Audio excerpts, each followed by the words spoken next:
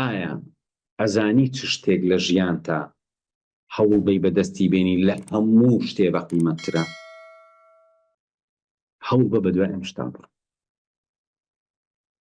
لە هەموو شتێ بە قیمەتتر، لە پارە، لە ناوبانگ، لە خودی عیلم، لە زۆربەی شتەکان کە خەڵک بەلایەوە گرنگە، لە هەموو ئەمانە گرنگتر کە ئینسان بڕوا بەدەستی بێنێ تووشی خەیرێکی زۆر ببێ، بریتیە لە حکمت. يؤتي الحكمة من يشاء ومن يؤت الحكمة فقد أوتي خيرا كثيرا. خيرا كثيرا. بەڕێزان، لەناو زانستەکانی سەردەما زانستە کارگەڕیەکانمان هەیە.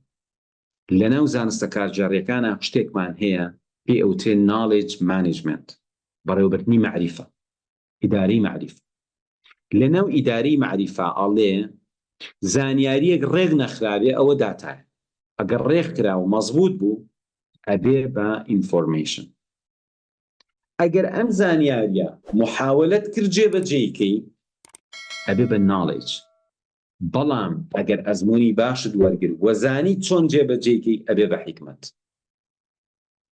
وە کەلیمەی حکمت لە حەکەوە هاتووە کە بۆ لەخاوکردنی ئەسب بەکار هاتووە. حەیوان واتە باشترین شتێک ئینسان بەدەستی بێنێ زانیاریەکی ڕاست و دروستە کە نەک جێبەجێیکە بەڵکو بە باشترین شێوە جێبەجێیکە. و مرۆڤ ئەگەر لە پێناوی حکمەتە کاتی سەرف کرد، پارەی سەرف کرد، گەڕا بە دوایە لەو سەرەوە بۆ ئەم دنیای بۆ ئەو دنیای تووشی گەورەترین خەیرە بێ. و قسەیە کە بیکەم ووا بزانم باشترین قسە بێ ڕۆژە لە ڕۆژان وتبێتمەوە ئەم قسەیە کە ژیری لە زیرەکی زۆر باشترە، چونکە زیرەکی ئەوەیە کاتێ شتی ئەگەی وە شت فێرەبی بە سەریعی فێری ئەبی. بەڵام ژیری ئەوەیە کاتێکە زانیاریەکی دروست ئەگەر خۆشت تێ نەگەشتبی نەفرێت تێتی گەیان دەبێ، ئەگەر خۆشت بەدەستت نەهێنابێ کەسێک پێی وتبی بۆ نمونە تۆ عیلمێکی زۆر بەدەستێنی پێویستت بە ڕاوێژ نییە لە بوارەکان، بەڵام کەسێکی کە زیرەک نییە بتوانێت و عیلمە بەدەست بێنێ، بەڵام ئەتوانێت ڕاوێژ بە ئینسانێکی عاقڵ بکە کاتێکە ئەو معریفە و معلوماتە ئەگاتە مێشکی ئەم نەفەرە بڕیارەیە پەیوەست بێ پێوەی وە بڕیارەیە جێبەجێیکە. بۆیە ئەگەر هاتوو زانیاریەک شتێکت زانی و بڕیارت یا جێبەجێیکەی ئەمە ژیریە. بەڵام ئەگەر سەریع شت فێر بووی ئاسان لەبەرت کرد ئاسان تێگەشتی ئەوە زیرەکیە. هەزاران زیرەکمان هەن کە ئێستاکە ژیانیان خراپە، لە زیندانن، تاوانیان کردووە. ئینسانانێکن کە تەندروستیان لەدەستیاوە، ئینسانانێکن خەریکی شتانێکی خراپ بوون، خۆیان تووشی گوناه و تاوان کردووە، زەرەریان یاوە لە کۆمەڵگا. لەبەرچی؟ لەبەروی ئەمانە زیرەک بوون بەڵام ژیر نەبوون. وە ژیری ئەو شتەیە کە مرۆڤ ئەگەینەتە حکمت و دانایی. و بەڕاستی ئەگەر بیگەینە هەدەف هەوڵ بین لە ژیانمانە بە دوای حکمەتا بگەڕین، گەڕانەکەمان ئیلا نەتیجە ئەیا بەدەستەوە. لەوە ئەچێ کەسێک ڕۆژێ ویست بێتی دەوڵەمەند ببێ و هەموو تەمەنی هەوڵی یابێت و هەرگیز نەیتوانی بێ دەوڵەمەند ببێ. بەڵام من باوەڕ ناکەم نەفەرێ هەبێ لەم سەر ئەرزە ماوەیەک شەو ڕۆژێ خستوێتە سەریەک بۆ بە ئامانجی بەدەزێنانی حکمت و دانایی و ئیسفادەی نەکردبێ. پشتیوان بۆی بەڕێزان خەیرە گەورەکە بریتیە لە دانایی و حکمت. دانایی و حکمەتیش بەچی ئابی پێوین؟ ئێمە ئەڵێن ژیری جیاوازەکەی لەگەڵ زیرەکیەوەی ئەنجامی شتەکەی بەلاوە گرنگە. کەسێک کە جگەرە ناکێشێ پێیان وتووە خراپە ژیرە. دکتۆرێک کە ئەزانێ جگەرە چەند خراپە زیرەکە کە ئەزانێ خراپە، بەڵام مادەم ئەی کێشێ واتە زیرەکەکەی زیاتر بۆ لە ژیرەکەی. کەواتە لێرە ڕوونە زیرەکی ئەوەیە شتە زانی وەشت تێگەی وەشت فێرەبی بەسەریعی. بەڵام کابرا لەوە ئەچێ نەخوێنەواریش بێ، بەڵام گوێ ئەگرێ قسەی خەیری ئەموو ئەو وەرەگرێ و ئەڵێ چی؟ ئەها خوای گەورە لە قورئانە فەرمێ الذين يستمعون القول فيتبعون أحسن. خۆی ئەوە مهمە. ئەڵێ ئیماندار کەسێکە هەموو جۆرە قسەی گوێ ئەگرێت و ئەبیستێ، بەڵام شوێنی باشترینەکە ئەکەوێت. شوێنی باشترینەکە بکەوی ئەوە مهمترین شتە. و ئەگەر بە دوای ئەما ڕۆشتی کە حکمت و ژیریەکە بەدەستبێنی و ژیری ئەوە بێ کە ئەنجامی شتەکەت بەلاوە گرنگ بێ، کەواتە چۆن بزانین کێ حەکیم و کێ دانایە؟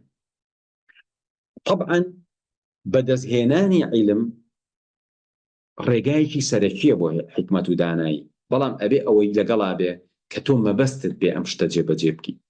اینجا هەتا ئەم شتە لە ئایندەیەکی دوورە زیاتر مەبەستت بوو، ئەوە ژیریەکە زیاترە. یعنی ئەگەر کەسێک ئەمڕۆ وا ئەژی کە لە پیریە پەشیمان نەبێ، ژیرترە لەو کەسەی کە لە گەنجیە مرتاحە بەوەی کردوویەتی و لە پیریانە مرتاحە.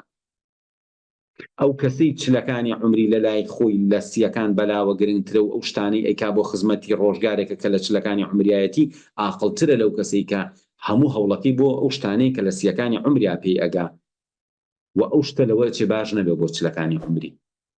بۆیە هەتا بەرەو دواتر بڕوا نیشانەی ئەوەیە ئەو کەسە حکمت و ژیریەکەی زیاترە. بۆیە ئەو کەسەشی کە ئەو دنیای بەلاوە گرنگترە لەم دنیا حەکیمترە. بەڵام چەند خۆشە ئینسان ئەم زیرەکی و عاقڵیەکەی هەبێ، واتە عیلمەکە هی خۆت بێ، نەک تۆ تەنها پێویستت بە خەڵکی تر بێ، بەڵکو خۆت بگەڕێ بە دوای عیلمەکە بەدەستبێنی. بەڵام ئەوەی کە ئەسڵی مەوزوعەکەیە پێویستە ئەم شتەی کە بەدەستی ئێهێنی ئیسفادەیەکی هەبێ. و ئاخر شت ئەوەیە لە بەرزترین ئاستی عیلمیە ئەو شوێنێن کە باز لە توێژینەوەی زانستیەکە. بەرزترین مەوزوعی زانست و ئەکادیمیا ئەو شتەیە کە باز لە توێژینەوەکە. لە ناو توێژینەوە ئەڵێ چی؟ ئەڵێ ئەبێ توێژینەوە منفعەتێکی هەبێ. یعنی ئەبێ ئەمە لە پێشکەوتوترین کتێبی عیلمیە ئەگەر بیهێنین ئەو کتێبەیە کە باز لە توێژینەوەکە. بۆ نمونە باز لە مێتا ڕیسێرچەکە، ئیتر ئەوەی تر ئەو لوتکەی عیلم و دنیای ئەکادیمی و دنیای توێژینەوەیە. لەوێ ئەڵێ ئەبێ منفعەتێکی هەبێ. و ئەوەتان لەبیر بێ کە پێغەمبەری خوا عەلەیهی سەڵات وسەلام ئەفەرمێ خوایە پەنا ئەگرم لە عیلمێک کە نەفعی نییە، ئەعوذ بیکە من عیلم لا ينفع.